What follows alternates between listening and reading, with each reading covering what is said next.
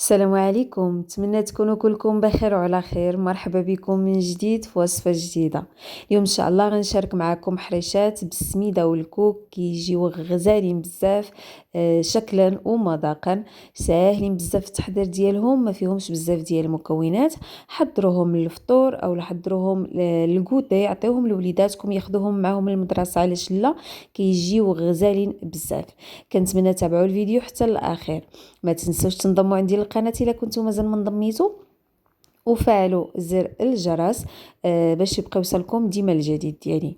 نبداو على بركه الله بالمقادير اللي غادي نحتاجو فيهم: 150 ملل ديال زيت نباتيه اللي هو كاس ديال العنبه، جوج حبات البيض، عندي 450 غرام ديال السميده الرقيقه، 150 غرام ديال السكر اللي كذلك هو كاس ديال العنبه، وعندي 100 غرام ديال الكوك يكون نوعيه مزيانه، قبيصه د الملحه، واحد دانون طبيعي اولا ديروا ديال الفاني اللي متوفر عندكم، جوج ساشيات ديال الخميره د الحلوى من فئه 7 غرام اللي هي 14 غرام، وساشي ديال سكر الفانيلا من فئه 7 غرام 7 غرام ولا 8 غرام.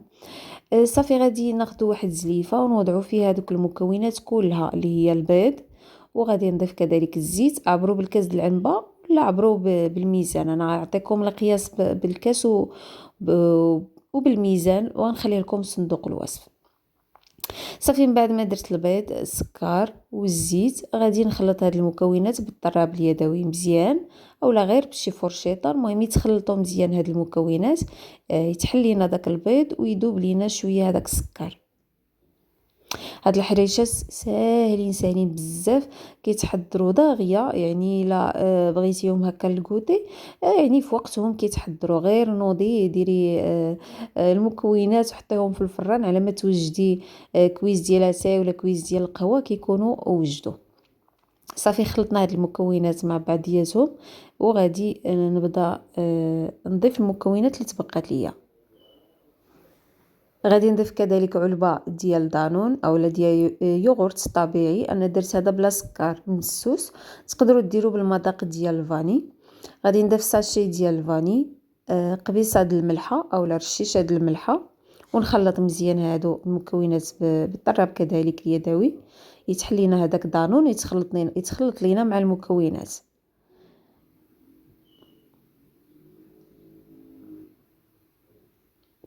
صافي من بعد ما خلطت مزيان هذاك الدانون مع المكونات، غادي نضيف الكوك اختاروا نوعيه اللي تكون مزيانه، تكون ميدمه. هذاك الكوك المزيان اللي كيكون ميدم كتحكو ما بين يديك وكيطلق لك شويه ديال الزيت في يديك، هذاك هو اللي تستعملوا. ما تستعملوش الكوك اللي يكون ناشف، باش الحريشات ديالكم ما يجيوكمش ناشفين وقاصحين.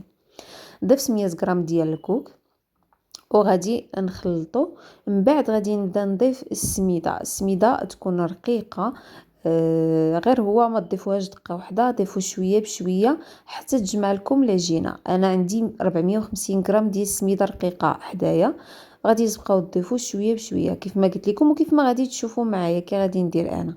غادي نضيف بعد جوج ساشيات ديال الخميره ديال الحلوى، هنا كيف ما لاحظتوا، معليش ماشي مشكل. صافي غادي نبدا نضيف شويه بشويه. انا بديت كنضيف بالمعلقه صراحه خدات ليا الوقت. نتوما خذوا واحد الزليفه صغيره ولا كاس صغير ولا شي حاجه اللي تكون كبيره شويه وبداو تضيفوا بها هاد السميده. غير هي قسموا السميده ديالكم لدفعات وصافي، ما تضيفوهاش دقه واحده. كنبقى نضيف وكنخلط كنضيف وكنخلط حتى كنحصل على القوام اللي بغيت انا. المهم الكميه كيف ما قلت لكم بالضبط، خدت لي 450 غرام ديال السميده. ما تكثروش السميده بزاف، تشوفوها جاريه مثلا تقولوا لا نزيد السميده. اذا زدتوا السميده اكثر من القياس اللي عطيتكم غتجيكم قاصحه.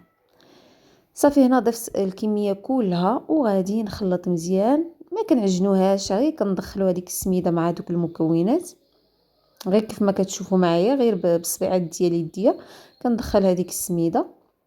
القوام ديالها ما كيكونش قاصح، يعني كتكون رطبه. غادي نخليها واحد 5 ديال الدقائق، غير واحد 5 دقائق على ما نجمع حدايا ونغسل يديا ونعاود نرجع ليها.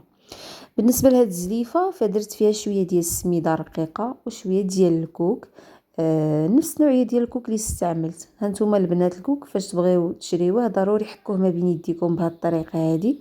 الا طلق لكم اليدان في يديكم عرفوا ان هذا الكوك النوعيه ديالو مزيانه. كيكون ميدم وكتكون الحبه ديالو رقيقه. صافي خلطت تقريبا واحد 3 المعالق ديال الكوك كبار وواحد 2 معالق ديال السميده رقيقه. نخلطهم مزيان وعندي واحد الزليفه اللي فيها الماء غادي تشوفوني شنو غادي ندير بها. وخلاص الحريشات ديالنا انا هنا غادي نعبرهم في الميزان. تقدروا ديروا عينكم ميزانكم.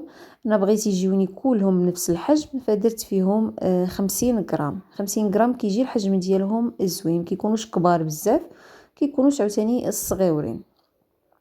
هاد الحريشات هادو غادي نشكلوهم كويرات كيف ما لاحظتوا معايا. انا هنا وزنتهم، من بعد غادي نفندهم في هذيك السميده والكوك اللي عندي مخلطين. غير كنغطيو لهم الوجه ديالهم، ما كندخلوش هذيك السميده والكوك لداخل، غير كنغطيو بهذه الطريقه وكنضغطوه باش كيشد مزيان. وغادي نوضعهم في واحد الصينيه اللي مفرشه فيها ورق الزبده. في هذا الاثناء الفرن ديالي انا كيكون مشعول عندي كيسخن على 180 درجه. كنشعل عليه من الفوق ومن التحت. انا كنخدم المروحه، الا ما كانش عندكم المروحه تشعلوا عليه فقط غير من التحت حتى يسخن لكم. وغادي تدخلوا الحريشات ديالكم وتنقصوا عليهم على 170 درجه. كنطيبهم على 170 درجه، ما كياخذوش بزاف د الوقت، يعني تقريبا واحد 15 دقيقه. وما تعطلوش عليهم بزاف في الفران باش ما ينشفوش عليكم. غير تشوفوهم تحمروا تشقوا تحمروا خرجوهم.